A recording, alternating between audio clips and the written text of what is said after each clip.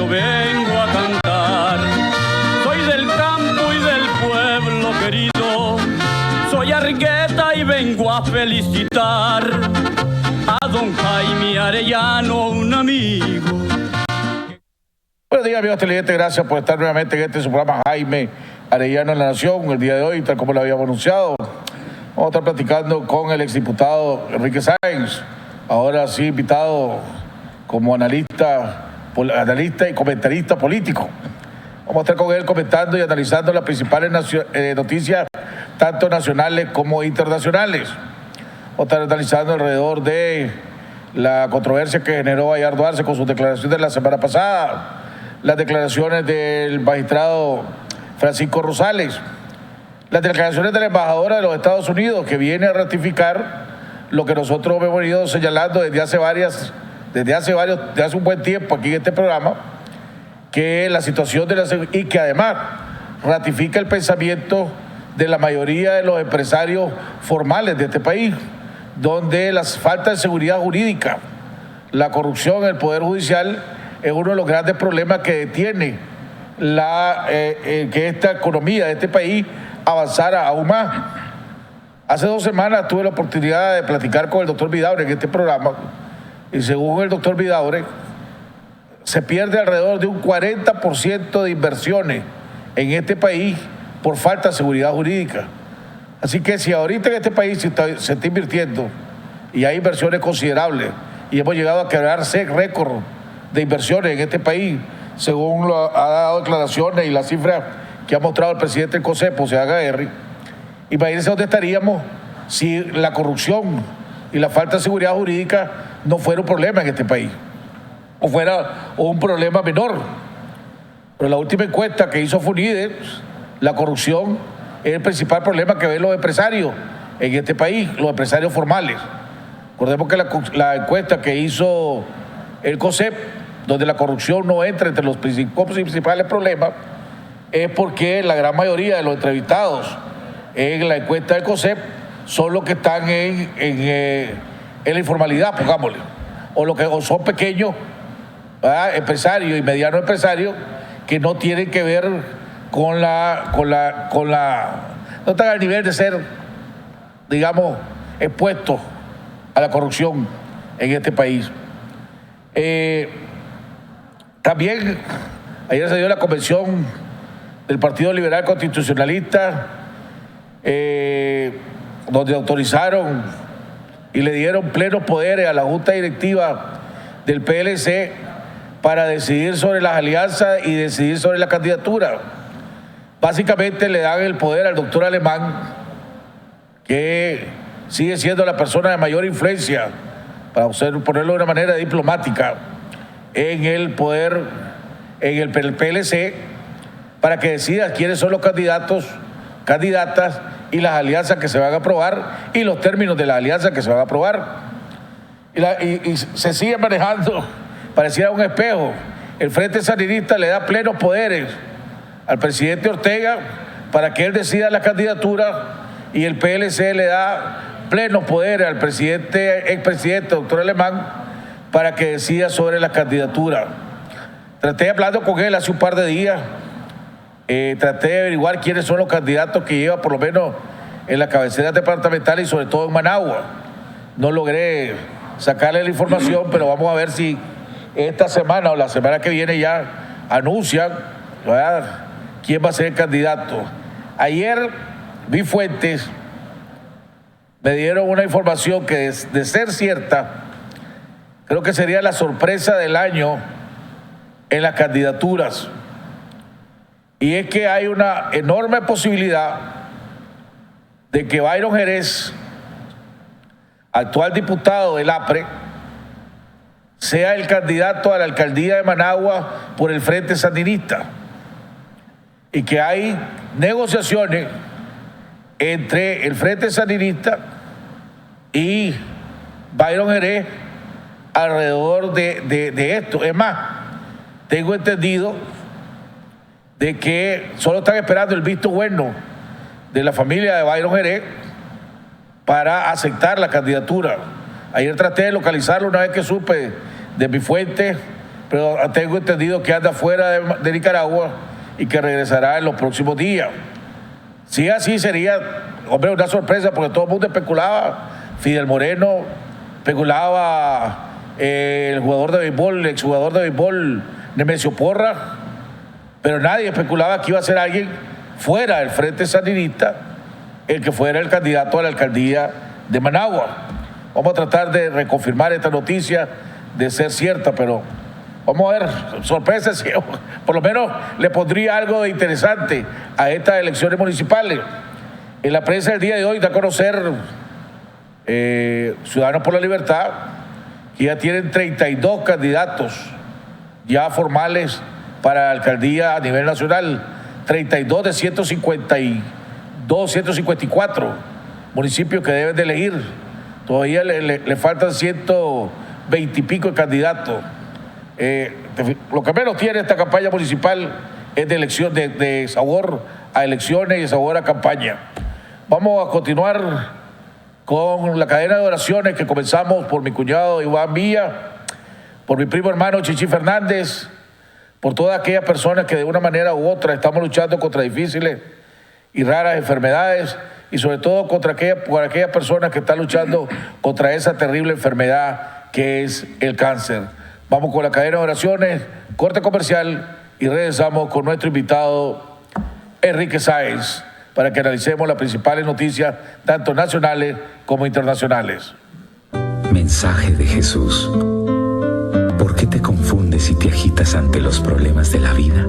Déjame el cuidado de tus cosas y todo te irá mejor. Cuando te abandones en mí, todo se resolverá con tranquilidad según mis designios. No te desesperes.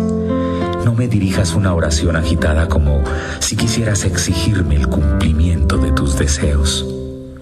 Cierra los ojos del alma y dime con calma: Jesús, yo confío en ti. Evita las preocupaciones angustiosas y los pensamientos sobre lo que puede suceder después. No estropees mis planes queriéndome imponer tus ideas. Déjame ser Dios y actuar con libertad.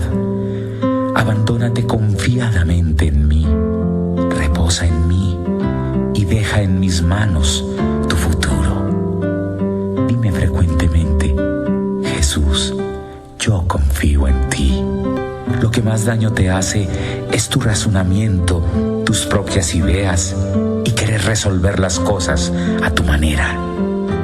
Cuando me dices: Jesús, yo confío en ti, no seas como el paciente que le pide al médico que lo cure, pero le sugiere el modo de hacerlo. Déjate llevar en mis brazos divinos. No tengas miedo, yo te amo. Si crees que las cosas empeoran o se complican a pesar de tu oración, sigue confiando. Cierra los ojos del alma y confía. Continúa diciéndome a toda hora: Jesús, yo confío en ti. Necesito las manos libres para poder obrar. No te ates con tus preocupaciones inútiles. Satanás quiere eso: agitarte, angustiarte, quitarte la paz. Confía solo en mí. Abandónate a mí. Yo hago los milagros en la proporción del abandono y confianza que tienes en mí. Así que no te preocupes. Echa en mí todas tus angustias y duerme tranquilo. Dime siempre: Jesús, yo confío en ti, y verás grandes milagros. Te lo prometo por mi amor.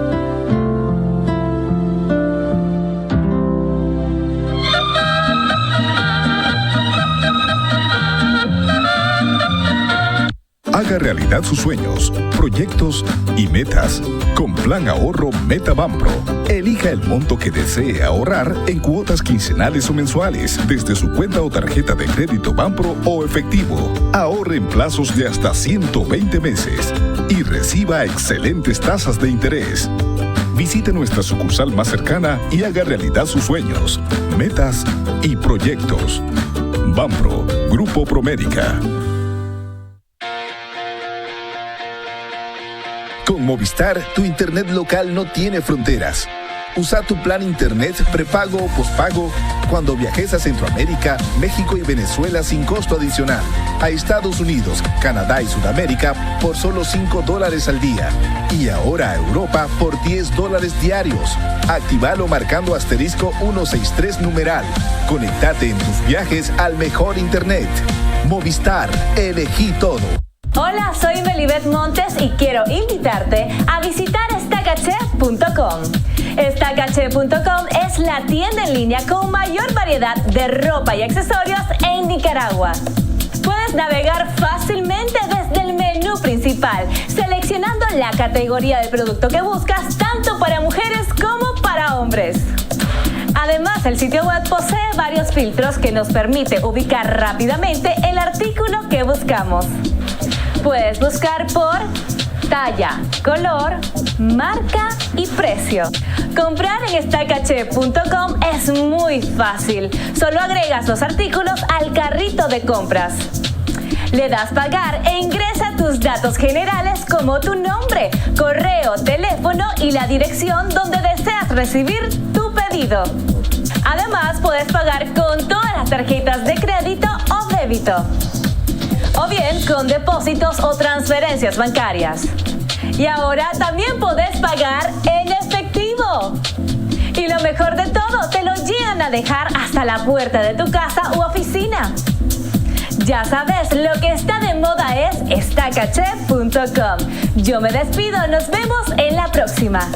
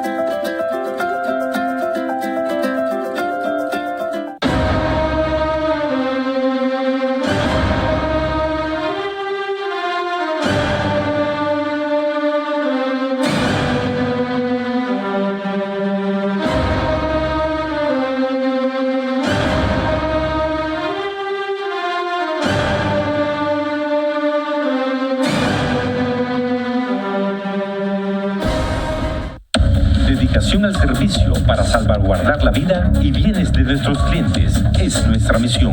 Somos expertos en vigilancia electrónica. Instalamos CCTV y oficiales de monitoreo, alarmas de detención de intruso y monitoreo las 24 horas. Instalamos alarmas de detención de incendio, control de acceso y cercas eléctricas. Sistemas Profesionales de Seguridad S.A. Responsabilidad y profesionalismo. Su mejor opción para su protección. Residencial Bolonia de Ticabús, 4 cuadras al sur, Managua. Teléfonos 2266-9778, 2266-8901. Llegó la feria más esperada del año. Expica Permanente. El lugar ideal para disfrutar en familia y amistades del 20 al 30 de julio. Patrocinado por Grupo La FICE con créditos agropecuarios y comercial. Recuerda, todos los productos exentos del IVA. Las mejores corridas de toros, grupos musicales, juegos para niños y mucho más. Te esperamos en el Parque de Feria Expica del 20 al 30 de julio. Grupo La FICE, patrocinador oficial.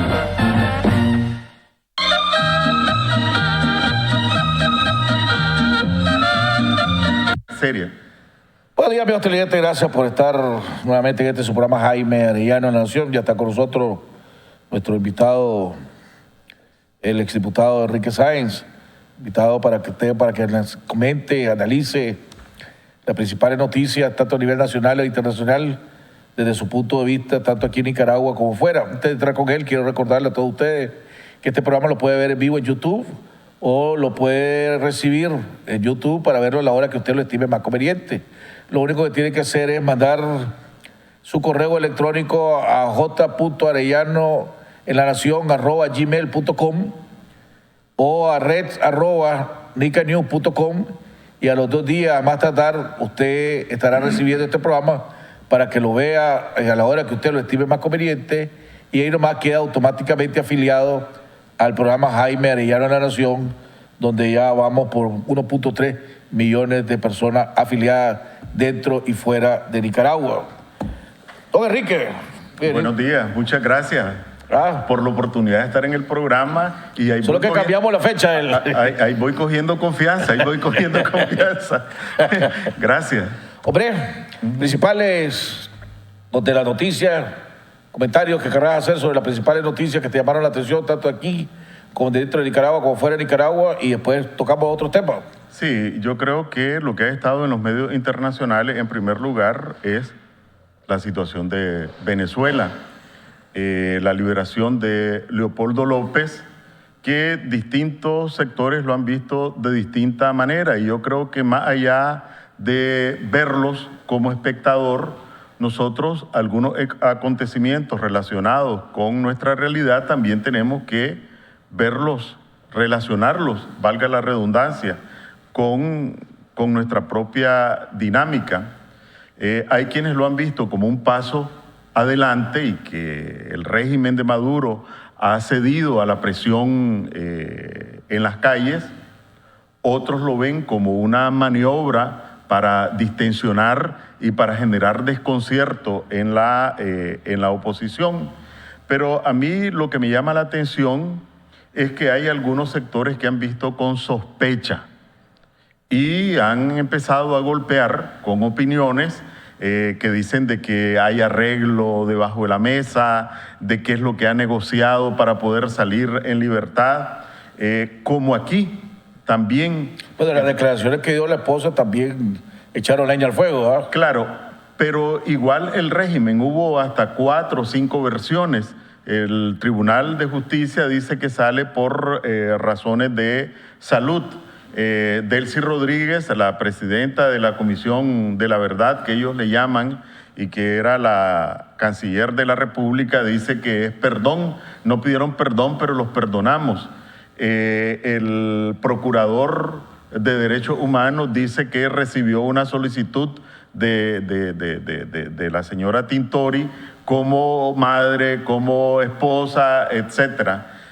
Sale Maduro atribuyéndole las responsabilidades a la fiscal y que él no tiene ninguna incidencia en los poderes y que no ha dado ninguna instrucción.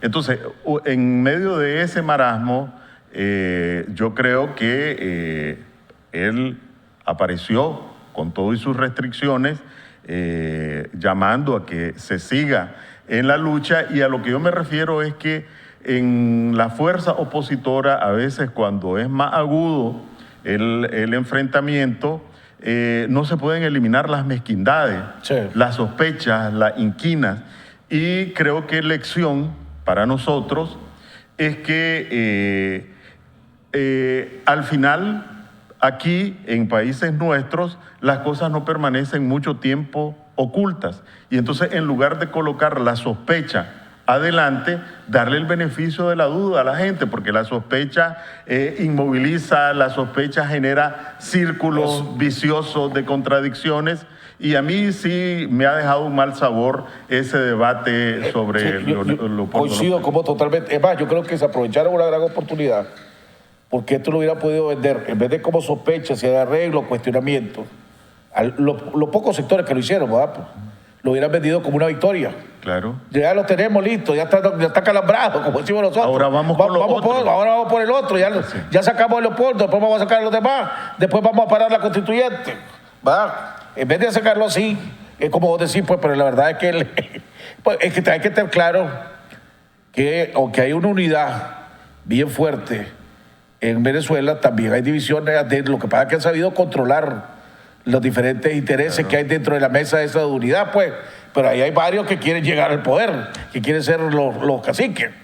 Sí, pero lo que quería destacar es que nosotros tenemos que aprender lecciones e ir aprendiendo de que la inquina, la envidia, la sospecha, lo que hacen es entorpecer, y que allí lo que tienen que hacer es redoblar el esfuerzo, porque aunque lo haya hecho como maniobra, o lo haya hecho como concesión, de todas maneras no es un síntoma de fortaleza, ¿verdad? Y hay que seguir apretando. Ahí esa situación se va a ir complicando aún más, porque el 15 es la convocatoria al referéndum que hace la oposición. El 31 es la constituyente. La fiscal fue citada ante la Corte Suprema, ante el Tribunal Supremo, supuestamente para destituirla. Ella dijo que ni iba a ir ni que va a aceptar que la destituyan. La Asamblea dijo que la que van a seguir reconociendo es a esta actual fiscal, aunque sea despliegue del chavismo, pues. Entonces, lo más probable es que vamos a ver cuánta gente sale a votar. Pero ¿cómo vas a comprobar cuánta gente sale a votar?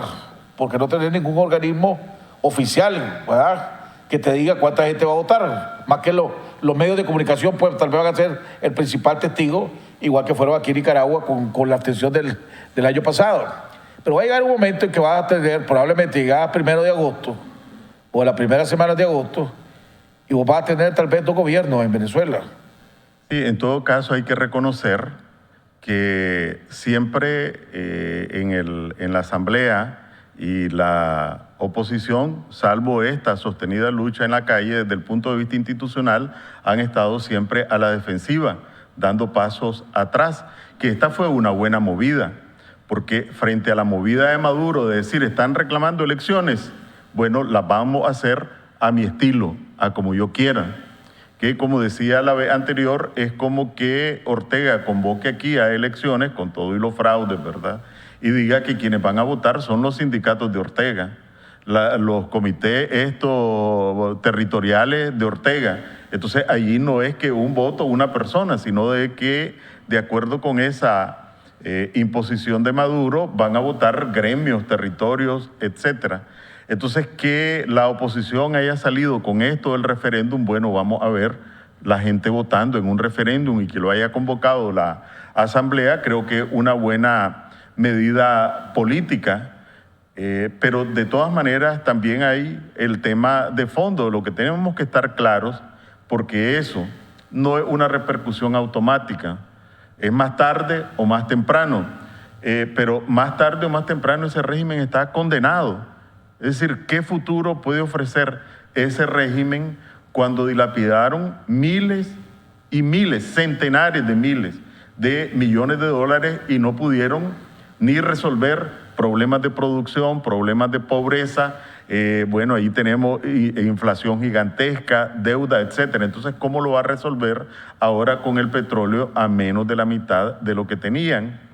Entonces, frente a los problemas económicos, frente a los problemas sociales que ya no tienen ninguna posibilidad de resolverlos, se montan los problemas políticos. Entonces, este régimen, más temprano o más tarde, está condenado porque no tiene futuro. Fíjate que si llega la constituyente, inmediatamente lo que hace es que desaparece la actual Asamblea Nacional. Así es.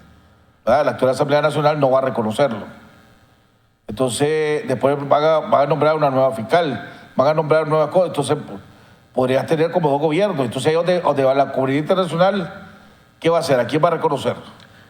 Ahí donde viene porque no va a haber un solo presidente, pero va a tener 2 estados, prácticamente. Dos poderes, porque la constituyente, y esto tal vez para la gente que hay que explicarle un poco, porque es un término que no es usual, no se supone, en todo país moderno, la máxima ley se llama la Constitución, que es de donde derivan todas las demás leyes, cómo se organiza el Estado, cuáles son los derechos y garantías de la gente, y quien elabora la Constitución se elabora poder constituyente, se convocan elecciones expresas para elegir a los constituyentes, que son los que tienen el mandato de realmente hacer y deshacer.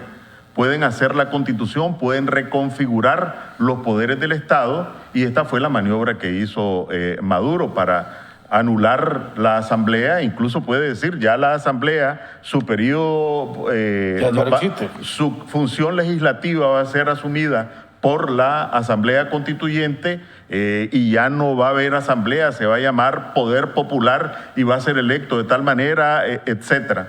Entonces sí, la situación no tiende a mejorar, sino que tiende a agudizarse. Y aquí el tiempo y las circunstancias juegan contra un régimen que francamente no tiene futuro. Vamos, Nicaragua.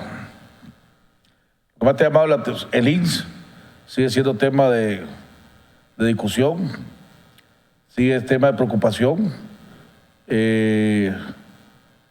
Sigue el gobierno sin decir qué medidas va a tomar o qué medidas se está tomando, a pesar de que el Fondo Monetario Internacional fue bien claro, es decir, que se tenía que tomar medidas fuertes y rápidas, ¿verdad? Decía, pero por lo menos no se sabe qué es lo que se está haciendo.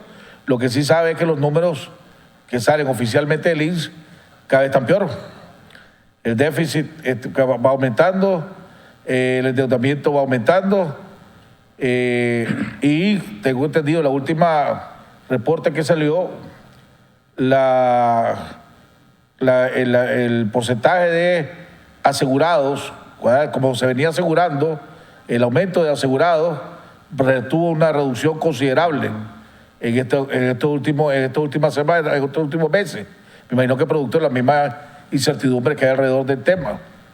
¿Cómo es eso ahí? Sí, mira, aquí se mezclan varios asuntos que tenemos que poner sobre la mesa.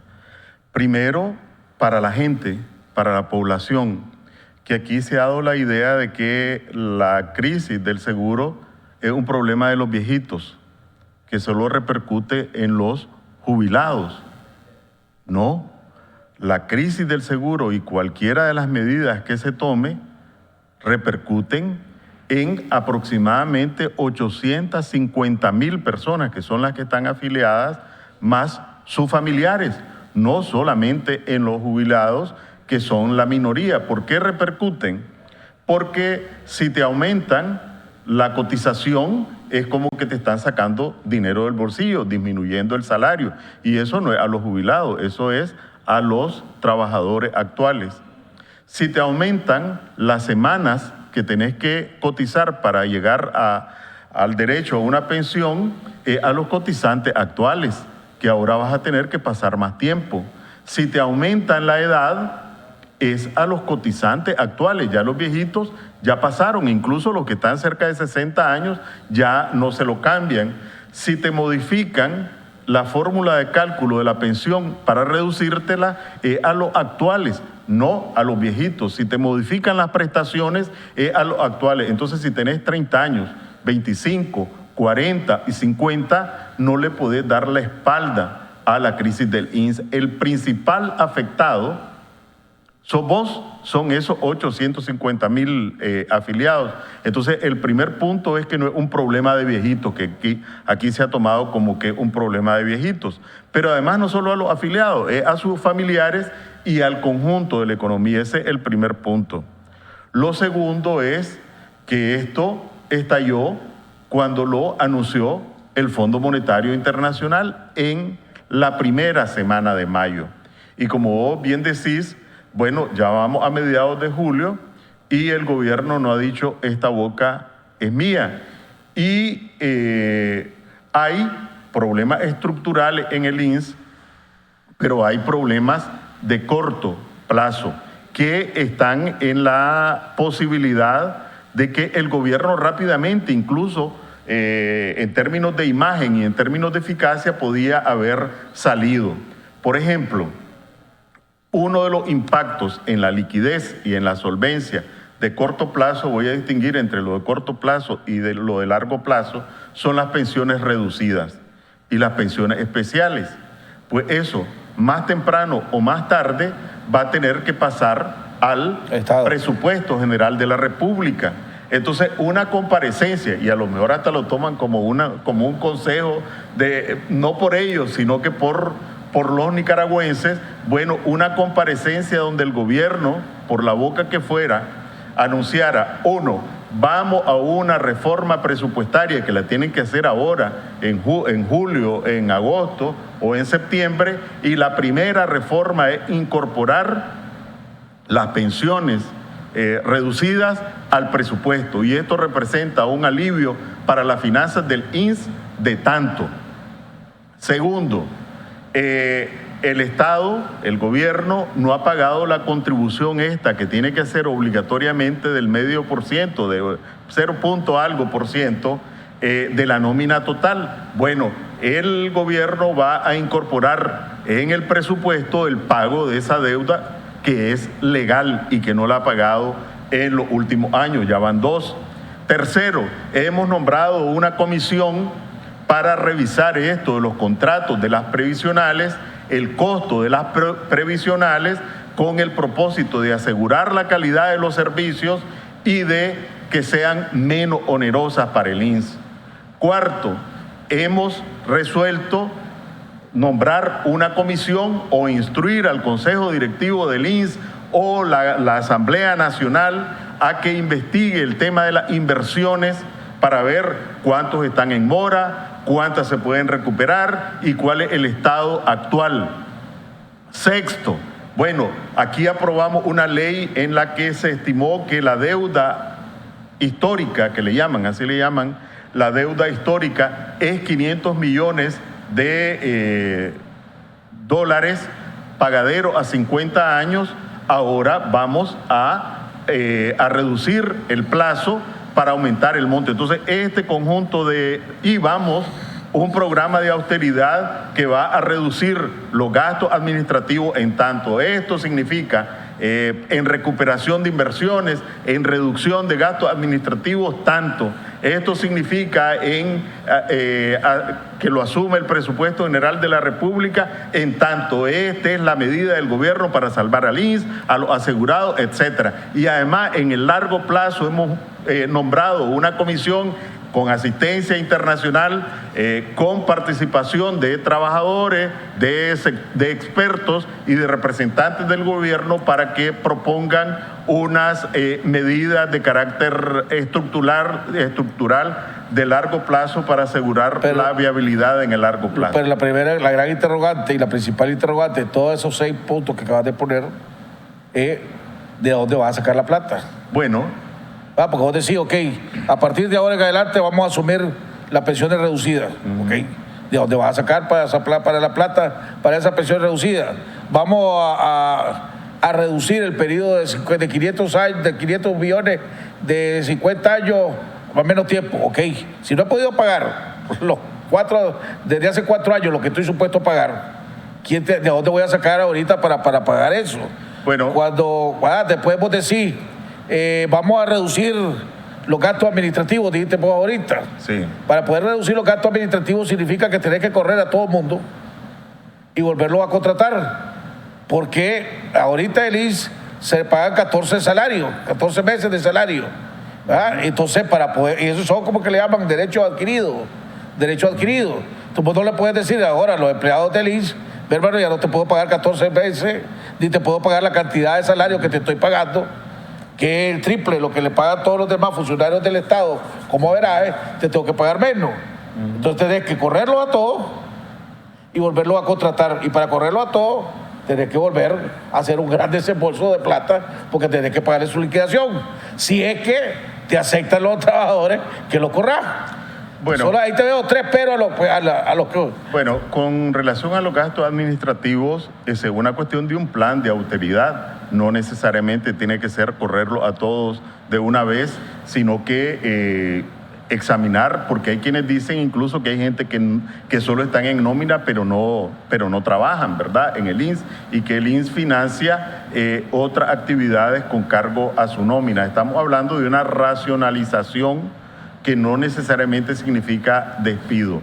Pero de todas maneras, todas estas medidas, salvo la que tiene que ver con las inversiones y las previsionales, que son gastos que tenés también que racionalizar, y recuperaciones que no tienen ninguna afectación presupuestaria, pero de todas maneras queda el tema central que vos decís, y si se pasa al presupuesto la deuda, quiero decir, las pensiones reducidas, si se pasa al presupuesto el pago de lo que no se ha pagado, si se reduce la deuda histórica en su plazo y en consecuencia tenés que pagar, ¿de dónde van a salir los reales?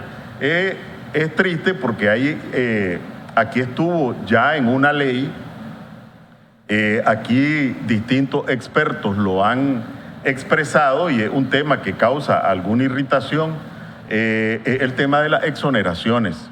¿De dónde va a sacar? Bueno, aquí está documentado que hay una cantidad de impuestos que no se pagan a pesar de la obligación de pagarlo, pero de todas maneras que hay una serie de exoneraciones que no tienen ninguna base y el Fondo Monetario, tengo que decirlo, lo puso sobre la mesa. Entonces, por ejemplo... ¿Cuánto puso? 1.6%. Y voy a sacar un ejemplo que esto de las exoneraciones ya estaba en la Ley de Concertación Tributaria y había una disposición legal que era sumamente sana, y es que en el plazo de 2 años los que gozaban de exoneraciones iban a presentar un plan de inversión para generar empleo, para modernización tecnológica. O sea que se iban a ir valorando. Entonces, eso que tenía aumento de la productividad, eso qué virtud tenía. Primero, que te asegurabas o promovías que estas exoneraciones efectivamente se invirtieran en generar empleo y en modernizar la producción. Un dato positivo. En segundo lugar, que las exoneraciones ya no iban a ser al infinito, con plazo indefinido, sino que tenían un plazo definido.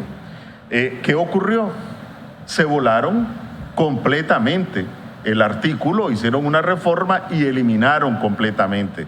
Pero el tema de las exoneraciones ahí está, y hay que decírselo al ministro de Hacienda que revise, y no es que tiene que revisarlo, que recuerde que ustedes trabajaron en la Ley de Concertación Tributaria y que ahí hay un artículo que lo obliga al ministro de Hacienda a informar anualmente, a presentar un informe donde diga: estos son los exonerados. Jaime Arellano, ya, exonerado por esta base legal por tal cantidad de dinero, para transparentar el tema de las exoneraciones. Esa disposición legal está vigente, es obligación del ministro de Hacienda, no la ha cumplido una sola vez, y es una forma de empezar a mostrar, a promover que realmente estos recursos... Te voy a poner un ejemplo.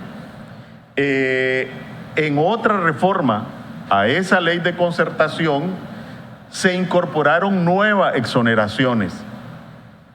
Yo no sé si a vos te gusta o no, yo hasta hace poco lo conocí. Entonces, exoneraciones a las importaciones de salmón rosado. Exoneraciones a las importaciones de salmón rosado, y le impones impuesto a la carne molida. Entonces, la carne molida que come la gente en todos lados, ¿verdad?, le ponen impuestos, pero el salmón rosado lo exoneran. Y entonces, cuando se habla, ¿y cómo van a exonerar el salmón rosado? No, si eso es. Entonces me fui a buscar cuántas fueron las importaciones el año pasado en salmón rosado, ¿verdad? ¿Quiénes pueden comprar salmón rosado? 14 millones de dólares. 14 millones de dólares en importaciones de salmón rosado. No sé cuánto vale el kilo, ¿verdad? Pero si vos podés importar 14 millones, le clavás 30 millones, 30% de impuestos, que de todas maneras seguramente los aficionados al salmón rosado tienen una adicción, los van a pagar, y ya con eso agarraste 5 millones de dólares, ¿verdad? Para hablar del salmón rosado. Hay otro, vino espumantes. Ayer, que venía pues de fuera del país, por una circunstancia me ofrecieron vino espumante, y entonces dije yo, voy a probar este vino espumante porque está exonerado, y allá de todas maneras yo no lo puedo comprar. Entonces, ¿de dónde pueden salir? De los precios de transferencia y de las exoneraciones. ¿De manera indiscriminada? No. Para Raimundo y todo el mundo, no, de una forma racional, ¿verdad? Porque aquí, en esta operación, vamos todos en el saco. Entonces, bueno, las exoneraciones es mi respuesta. Raimundo y todo el mundo y de manera indiscriminada, no, porque hay exoneraciones absolutamente pertinentes. De una vez, de un tajo, no, racional, si para eso es un gobierno, para que piense, para que calcule, para que planifique, para que administre. Entonces allí hay fondos para financiar esto. Lo único que se ha pronunciado el gobierno es, bueno, primero, cuando estaba vos, Bayardo Arce dijo de que en las negociaciones del seguro del INS tenía que ponerse todo sobre la mesa. Y que todo tenía que entrar a ser valorado y buscar la mejor solución. Todo tiene que entrar sobre la mesa. Desde las pensiones, desde el número de cotizaciones, de la edad, todo decía él, incluyendo las aportaciones del sector privado. Inmediatamente el sector privado dijo, no, nosotros ya aportamos el 3%, 1% anual, no da, el sector privado no da para más. A los 2 días, Roberto López, el presidente del INS, sale desmintiendo a Bayardo y dice que jamás el gobierno está considerando ni el aumento de cotizaciones ni el aumento de la edad, ¿verdad? Y además que lo único que está facultado para hablar del INS es el presidente de la República y él. Pero más, de ahí no se sabe nada más para el estilo. Pero entonces digo yo, ¿cómo va? O sea, si vos sos de los 800,000 afectados, ¿verdad? Va a la familia. Vos decís, ahí, si el gobierno dice que no va a haber aumento de tarifa, de cotizaciones, no va a haber aumento de edad, el sector privado dice que no va a aportar más reales, porque ya no hay para darle, entonces ¿de dónde va a salir la solución? O sea, alguien va a venir con la varita mágica y va a decir, pum, pum, pum, se acabó este programa, se acabó este problema. Pues yo estoy seguro que la solución del INS, más de alguna de esas 3 o 4 cosas va a tocar. Sí, lo importante aquí, primero, que la crisis es de corto plazo, es incendio, de acuerdo con el criterio no solo del Fondo Monetario, sino que cálculos que han hecho expertos nacionales, efectivamente ya estamos encima. 2019 ya el INS no tiene fondos para honrar sus compromisos, incluyendo las pensiones. ¿Qué significa eso? Déjame adelantarte porque la vez pasada me preguntaron, hubieron varios, y cada vez que toco el tema del INS me dicen lo mismo. ¿Qué significa? Me preguntan qué significa eso. Que llegamos al 2000, supongamos que no se hace nada o no se encuentra nada, llegamos al 2019 y el INS se cuenta, se pide su iliquidez. ¿Eso qué significa? ¿Que el INS cierra su puerta? Bueno, fíjate, el INS tiene una serie de compromisos, tiene nómina, tiene proveedores, tiene los gastos en medicamentos, tiene las pensiones, para mencionar, eso tenés que pagarlo. Y de ahí, si no tenés reales para pagar, tenés que declararte en cesación de pagos.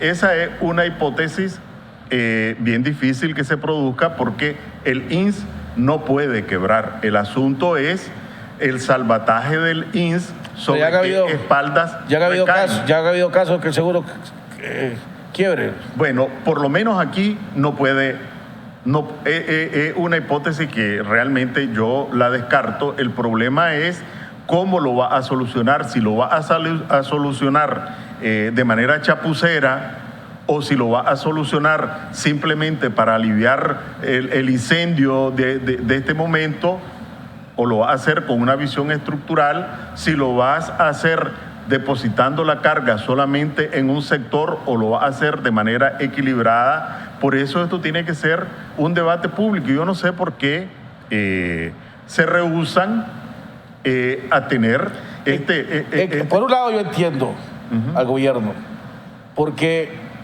estos son temas bien delicados y bien susceptibles al chantaje popular. Porque si vos venís, el gobierno te dice, mira, como digo Bayardo, pues, aquí hay que poner todo sobre la mesa.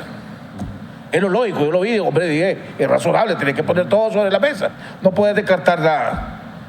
Inmediatamente me imagino que a los 2 días Roberto López mandó a desmentir, cayó Bayardo, porque tenían miedo de que viniera la oposición a decirle: se fía, Daniel Ortega lo va a hacer que en vez de que se retiren a los 55, a los 65, ahora van a tener que retirarse a los 70 años. Y entonces ver la constitución, y entonces vos usás esa como un arma populista, y entonces se arma la de San Quintín aquí en Nicaragua.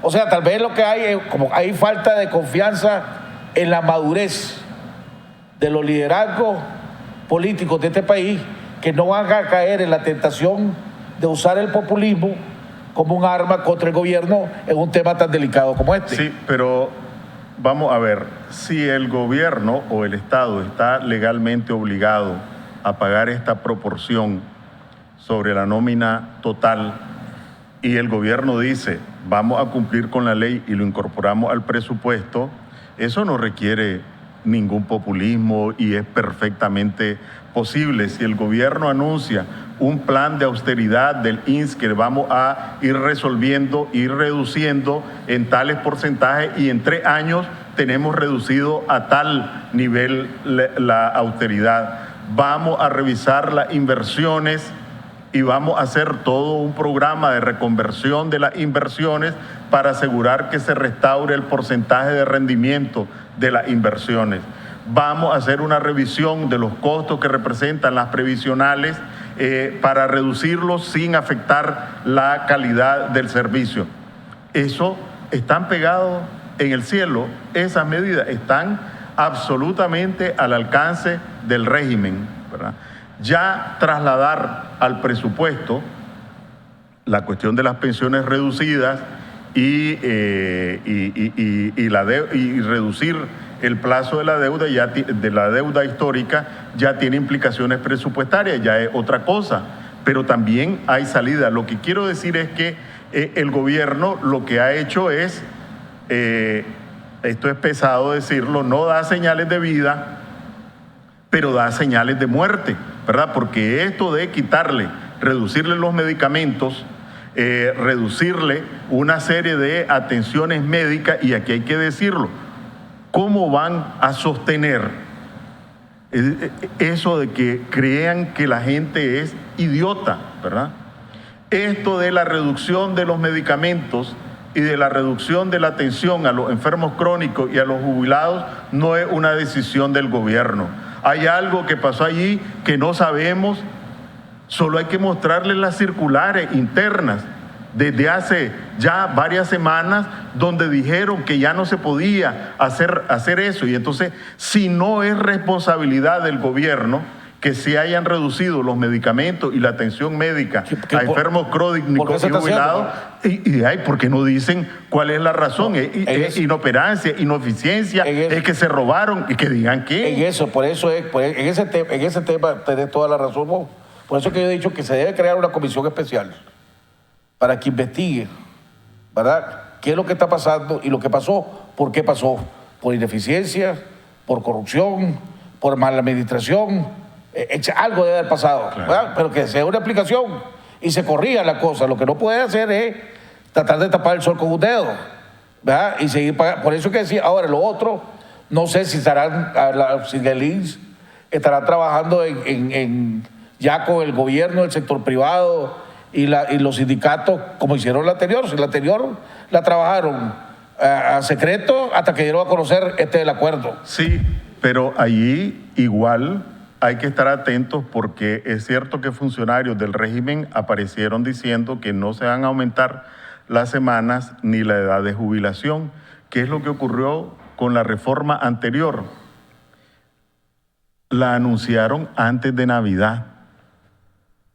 Entonces, todo el mundo sale de las fiestas de Navidad, regresa en enero, y ya todo lo que pasó antes es una cuestión del año pasado. Y es importante, porque este latigazo es el que pueden estar preparando. Y es importante que los afiliados, los asegurados y en general la gente esté clara de que las cosas se pueden hacer por encima de la mesa, y todo el mundo sabe, o por debajo de la mesa. ¿Qué fue lo que hicieron en diciembre del 2014? Lo que hice, para las pensiones, vos tenés una fórmula en cómo se calculan las pensiones. Cumpliste tus 750 semanas y entonces el 40% ya es la pensión, la base de tu pensión. Después, dependiendo de tu salario, las semanas que cotizaste, hay otro porcentaje y le aplican una fórmula y a otro otro coeficiente. Con un decimal que le cambien a esa fórmula, vos o alteraste el resultado final, la pensión, ¿verdad? O para que reciba la misma pensión, alteraste el tiempo necesario para recibir la pensión, y eso fue lo que hicieron. Y entonces por eso para la gente pasó de noche. Entonces dicen, no se han aumentado las semanas, no se aumentó la edad de jubilación, ni se afectaron las pensiones. Lo que se hizo fue afectar la fórmula, que al final significa lo mismo, porque para quienes van a ser afectados por esa reforma, que ya son perjudicados, o van a recibir menos pensión que la que hubieran recibido antes de la reforma, o para recibir la misma cantidad van a tener que trabajar más semanas o por más tiempo. Pero además, yo creo que el pueblo, el país, se debe una explicación. Supongamos que estén trabajando en secreto por las controversias populistas, el gobierno, el sector privado y los sindicatos de los trabajadores. Pero cuando vayan a anunciar cualquier respuesta que vayan a anunciar, primero le deben una explicación de por qué lo que anunciaron hace 4 años no dio resultado. Porque lo que anunciaron hace 4 años nos dijeron a todo el pueblo de Nicaragua que eso le estaba comprando, estaba oxigenando el INS hasta el 2030 y pico. O sea, 15 años más de lo que está diciendo ahora el Fondo Monetario, que hasta ahí llegó. Entonces, espérate un momentito. ¿Qué pasó? ¿Por qué esa fórmula no dio resultado? ¿Por qué se está adelantando la muerte del INS, entre comillas, 15 años? Si no me da una explicación de por qué fue, ¿cómo voy a creer que lo que me está presentando ahorita va a dar resultado? Totalmente de acuerdo. Por ahí empieza la historia. Pero si ya castigaste al sector privado aumentando su tasa de contribución, si ya castigaste a los trabajadores con el cambio en la fórmula de cálculo de las pensiones, o tus técnicos que aprobaron esa solución son incompetentes, y hay que saberlo, porque si son los mismos que me vas a poner en esta, van a volver el mismo error. Ahora, si era correcta, entonces efectivamente explícame por qué tu cálculo no se hizo efectivo. Y el tema central aquí es que esos recursos provienen del sector privado, que hace una contribución, y las cotizaciones de los trabajadores. Y al INS lo que se le da es administrar. El 20%, ¿verdad? Patronal es el sector privado. El costo laboral de la seguridad social es alto. Entonces tenés que rendirme cuenta si esos reales no son tuyos. Exactamente, ahí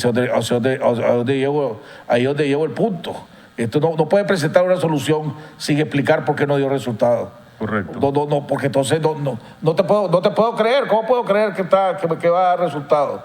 Igual que también tenés que analizar si tenés que hacer cambios. Porque se ha generado una controversia alrededor de los préstamos para inversiones, para cuestiones lujosas, apartamentos, condominios, etc. Pero la verdad es la cosa es que el INS tiene que poner a trabajar su plata que recibe, la plata que recibe de todos los contribuyentes, y hacerla ganar plata. Porque si no gana plata, lo que yo recibo no es suficiente. O sea, no es que lo que recibo no lo voy a invertir en ningún lado, sino que lo voy a guardar para después sacarlo, para después ir pagando. Con eso tampoco resolver el problema. Tenés que ponerle a invertir. Entonces, pero si la ley te dice que no puedes invertir, no puedes ceder préstamos solo para aquellas obras sociales, que sean sociales, ¿verdad? Pero eso no es rentable, sino que lo rentable es en los préstamos para cuestiones lujosas, pero le cobrar los intereses que deben de ser, por la garantía que deben de ser. Si tenés que reformar la ley, pues reformar la ley. Porque lo malo no es que privilegias de prestando, ¿verdad? Lo malo es que cómo lo haces, ¿verdad? Y la transparencia con que debes de hacerlo. Supongamos que el INS dice, voy a prestar $50 millones, que lo licitás. Voy a prestar $50 millones para inversión, o $10 millones para inversiones en propiedades, ya sea apartamentos, condominios, para paz. Lo licito. Precio base es tanto interés anual. Y entonces, ¿a dónde viene si entra o no entra? Esa es una manera transparente de hacerlo. Sí, pero no solo es una manera transparente, sino que el capitalismo es competencia, no es amarres de amigotes, porque yo soy compadre tuyo, entonces me da el préstamo, o porque yo te doy la coima, entonces me da el crédito. Realmente... No, pero si va cubierto con las garantías que necesitas, o sea, que se la daría a cualquier banco, garantía sólida para el préstamo, yo no le veo problema que lo presté. No, a lo que voy es que si vos lo haces generando competencia entre distintos postores con licitación, ¿verdad? Vos te quedás con el que te da la mejor garantía, con el que te asegura la mayor eficiencia y la mayor rentabilidad. Si recibís ofertas distintas, yo te voy a pagar 7,5%, yo te voy a pagar 7,25%, yo te pago 7%, y mi garantía es por el doble. Bueno, y no es ni especialmente complejo, solo lo estoy diciendo para reforzar lo que vos estabas mencionando. Porque, ¿cuál es la situación? Aquí nuestro amigo común, Francisco Aguirre, ha alertado, y a veces esas alertas... De la burbuja. Esas alertas, la gente no le hace caso, se van quedando allí y hasta que estallan, ¿verdad? Entonces ya aparecen ahí alguna información que no ha sido negada, en que le han retornado al INSS, mira, no te puedo pagar, aquí está el edificio, aquí está el predio, y allí mira, ¿qué haces? Que también eso no es bien hecho, ¿verdad?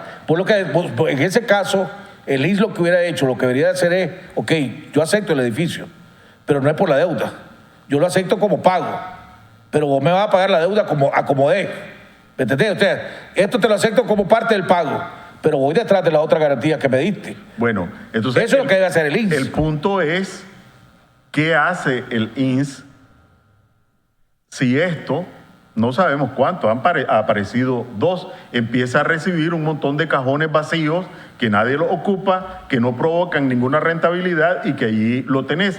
Entonces, el punto es que hay medidas inmediatas de corto plazo que son factibles, que tenés que adoptarlas cuanto antes, anunciarlas y hacerlo de manera transparente. Y que las medidas estructurales de largo plazo no las podés imponer, sino que tenés que hacerlo en medio de una consulta pública, y no aparecer después solo con el latigazo y asobarte. Vamos a ir al corte comercial, los 2 cortes comerciales, el mío y el del canal, ¿verdad? Y regresamos para terminar unos minutos, vamos a pasar unos cuantos minutos el día de hoy. Vamos a corte comercial.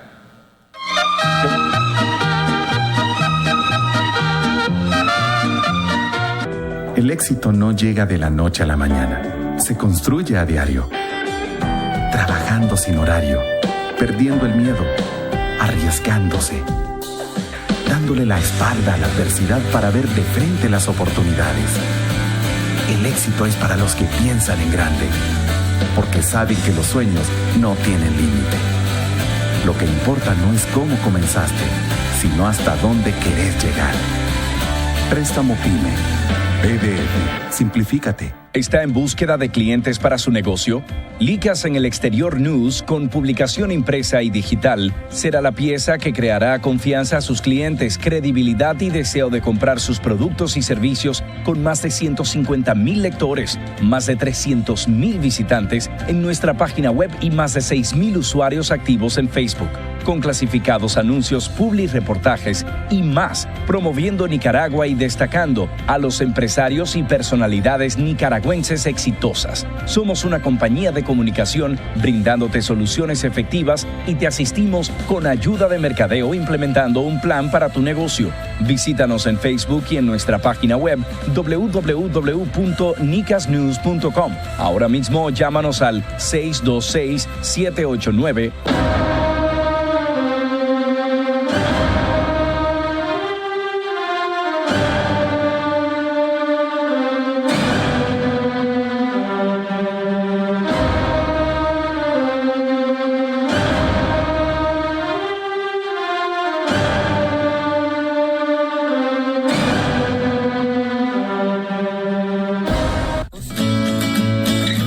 ser.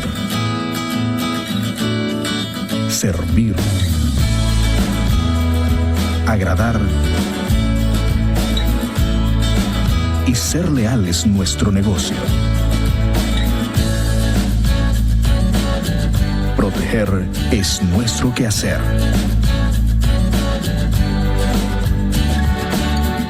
Improvisa. Su seguridad asegurada.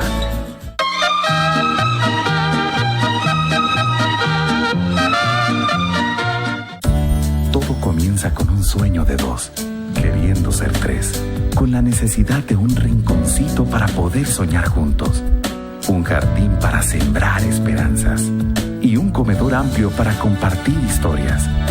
Ese espacio donde podés ser vos mismo y expresarte con libertad. Al final sabemos que solo hay algo mejor que estar en casa, estar en tu casa. Préstamo de vivienda. BDF, simplifícate. Disnorte Disur ahora está más cerca de lo que te imaginas con la nueva oficina virtual. Solo necesitas crear tu cuenta electrónica y podrás realizar consultas y pagos de facturas, revisar tu histórico de consumo y efectuar solicitudes de servicios en línea, como si estuvieras en cualquiera de nuestros centros de atención. ¡Así de fácil! Suscríbete a la oficina virtual en nuestro sitio web www.disnorte-disur.com.ni y recibí tu usuario y clave de acceso. También descarga la aplicación móvil y descubrí toda la información disponible de tu suministro de energía. Disnorte Disur. Avanzamos con energía.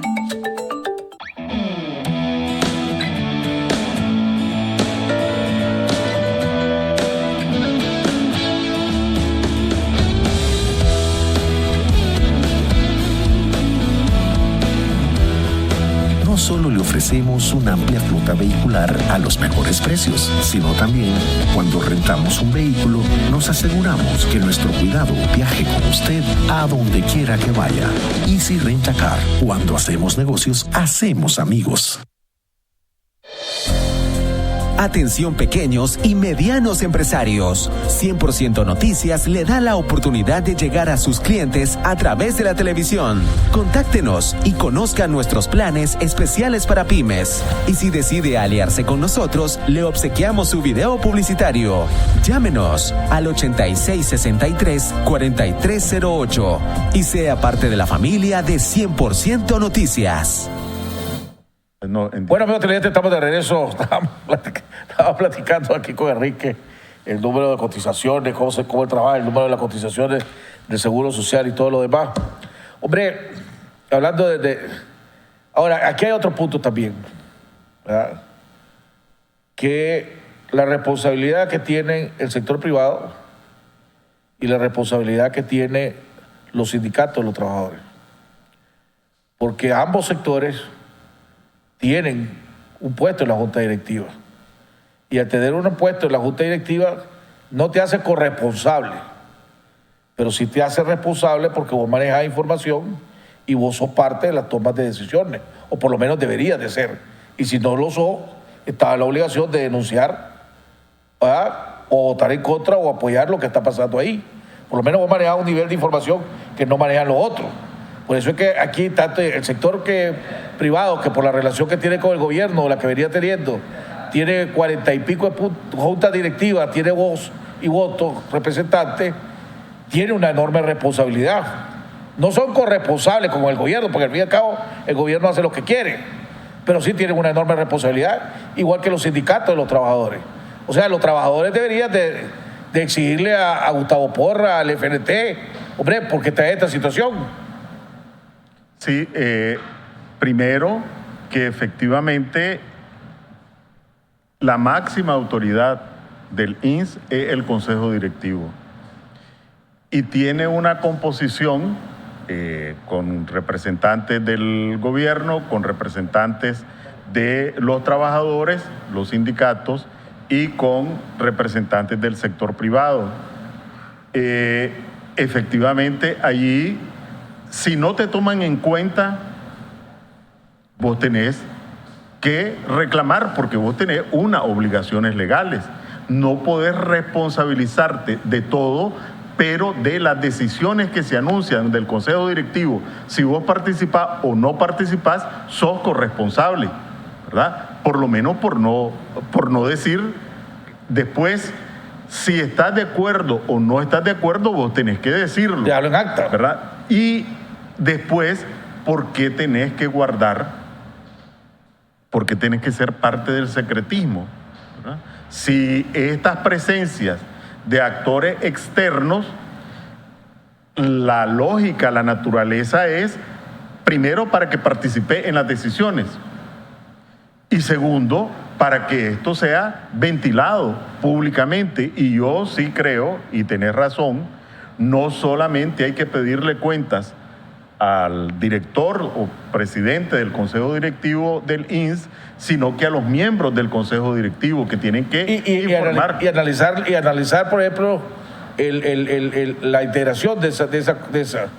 Ok, está bien que el COSEP tenga, lógico que debe tener, pero por ejemplo la vez pasada estuve platicando aquí con Leonardo Torre, de Corimipyme, ¿verdad? Y la pequeña y mediana empresa no tiene representación. Y son una gran mayoría. Entonces hay que ver quiénes están representados y quiénes no están representados y quiénes hace falta que tenga representación. A lo mejor necesita ampliarla. Correcto, pero sobre todo que los representantes acreditados cumplan efectivamente con la función. su función de resistir, oponerse a las decisiones que no comparten e informar. Porque buena parte, y esto también hay que decirlo, buena parte de estos consejos directivos y de los integrantes de los consejos directivos, por el hecho de serlo, de acuerdo con las leyes orgánicas de esas instituciones, pasan a ser funcionarios públicos. Fíjate que varios en estos consejos directivos están obligados por ley a presentar declaración de probidad. ¿Están obligados o no están obligados? Están obligados por la ley de probidad. Entonces vos revisás, y podemos hablar después, y para no hablar al peso de la lengua, venir a decirte cuáles son esas leyes, cuáles son esas instituciones que establecen que los miembros de esos consejos son funcionarios Imagino públicos. que todas las instituciones que manejan plata, que controlan plata, tienen incidencia sobre plata, deberían de tener. Pues. Deberían de tener. Bueno, pero te garantizo que en la próxima, si hay próxima, te traigo cuáles son, por lo menos las más relevantes leyes que dicen que son funcionarios. No, se nos quedó el tema de las declaraciones del Departamento de Estado alrededor del Poder Judicial, la seguridad jurídica en este país, ¿verdad? Que todo el mundo dice que está para atrás, pues. Y el Departamento de Estado dijo que, aunque de los Estados Unidos, que aunque esté avanzando la inversión en este país, la seguridad jurídica es una enorme preocupación. Y que hay inversiones que se van de este país porque no hay seguridad jurídica. No es olvidable, digo, que su cálculo es, él como abogado, porque tiene que ver, dice un cálculo de él, pues, el personal, nada de alguna encuesta o algo, que aquí se pierde casi un 40% de inversiones por falta de seguridad jurídica en este país. Sí, lo primero es que el tercer informe en estos 6 meses de este año del Departamento de Estado que se refiere al tema de la corrupción y que se refiere al tema del Poder Judicial. El primero, que fue específicamente sobre la corrupción, el segundo sobre los flujos financieros ilícitos a nivel internacional, que no se le dio mucha ventilación aquí, ¿verdad? Pero por primera vez en la historia de estos informes anuales, por lo menos en la historia reciente, se le dedica un apartado a Nicaragua en el informe sobre flujo ilícito de capitales. Según el magistrado Rosales, que lo tuve la oportunidad de entrevistarlo la semana pasada, no se da por aludido, dice que eso es político más que real. Bueno, a mí me resultó bastante divertido esa comparecencia porque, cuando ejercía la presidencia del MRS, asistimos a una reunión que hubo aquí en San José del Internacional Socialista.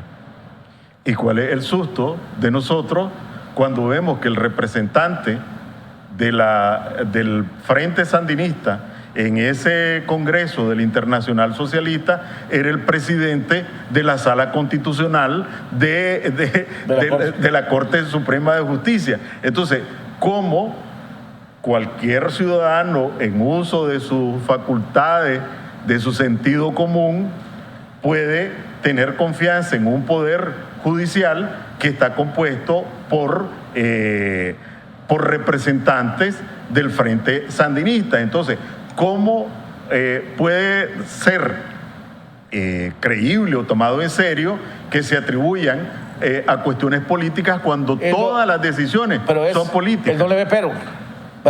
Yo lo cuestioné, bueno, pero vos sos magistrado del Frente Sandinista o sos magistrado a nivel nacional. Yo soy magistrado sandinista desempeñando un papel nacional. Básicamente fue lo que lo dijo, y él dijo, todo el mundo tiene su ideología, todo el mundo tiene su corazoncito, dice. Y todo el mundo tiene su educación, lo que vos crees, me dice. Y eso no lo vas a poner a un lado solo porque estás desempeñando un cargo. Una cosa es la ideología y todo el mundo la tiene y tiene derecho a tenerla. Y otra cosa, en el caso de Nicaragua, ¿verdad?, que a alguien en su sano juicio, militante del Frente Sandinista designado por Daniel Ortega para ocupar un cargo público, pueda tener independencia. No hay ningún funcionario que haya sido designado por Ortega, y todos los cargos públicos aquí han sido designados por Ortega, porque en la última tanda decidió unilateralmente, sin acordar con nadie, que pueda tener alguna independencia.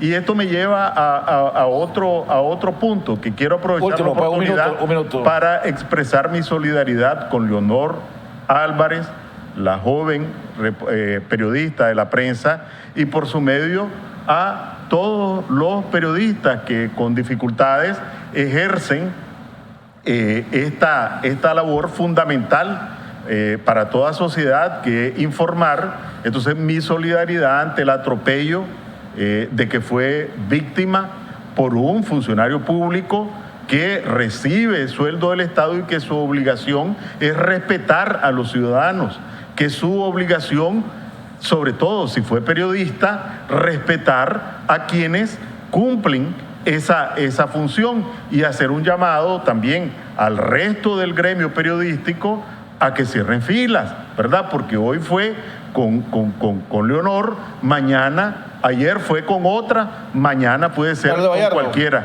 Y sí, pero no solo el caso de Bayardo, sino que se ha transformado se ha contagiado, ¿verdad? Esto de la arrogancia del poder. Ahora hasta el funcionario del menor nivel se siente investido de autoridad y de impunidad para actuar con arrogancia, con prepotencia y con abuso, independientemente de la función que cumpla. Y el problema es que no solo esto atropella los derechos de los ciudadanos, sino que va generando sentimientos que igual más tarde o más temprano terminan por las venganzas, por rencores, etcétera, que es algo que tenemos que evitar construir en este país, aunque seamos adversarios políticos. En eso coincido. El tono con que respondía Bayardo no era el más correcto, y menos a una mujer, pues, menos Ni a una lo dama. que le decía que era una inepta, que era una incapaz. Lo otro que sacó el editorial de la prensa, refiriéndose a lo de Bayardo no fue el que inventó de que la prensa era enemigo del sector privado. Aquí César Zamora, el que puso la denuncia, fue el mismo sector privado, que dijo que había una conspiración por la prensa, Carlos Fernando Chamorro y el MRS, contra el sector privado. O sea, después, Bayardo no fue el que dijo eso originalmente, lo dijo el sector empresarial. Bueno, tal vez en la otra semana podemos hablar de esto, pero yo estuve en El Salvador estos días, ¿verdad? Y entonces, con distintos círculos. 30 segundos, y entonces hablábamos de las declaraciones del presidente de los empresarios del Salvador, de Cardenal, ¿verdad? Que dio esas declaraciones que publicó Carlos Fernando y que fueron tomadas como base para decir que hay una conspiración. Y entonces decían, pero ¿cómo es posible que la declaración del presidente de ANEP aquí sean subversivas en Nicaragua, sean conspirativas? Y aquí después hablamos de la comparación con El Salvador. Lo que pasa es que aquí se ha tratado desde el COSEP, pues, ha habido una campaña, no sé si orquestada o no, pero una campaña para hacer quedar mal a José Adán y al COSEP por la relación que tiene con el gobierno. Bueno, eso es obvio. Que sea coordinada o no sea coordinada, eso son otros 100 pesos. Pues, pero... Bueno, punto para la próxima. Pero hemos llegado al final del programa. Nos vemos el día de mañana en otro interesante programa aquí en Jaime Arellano en La Nación.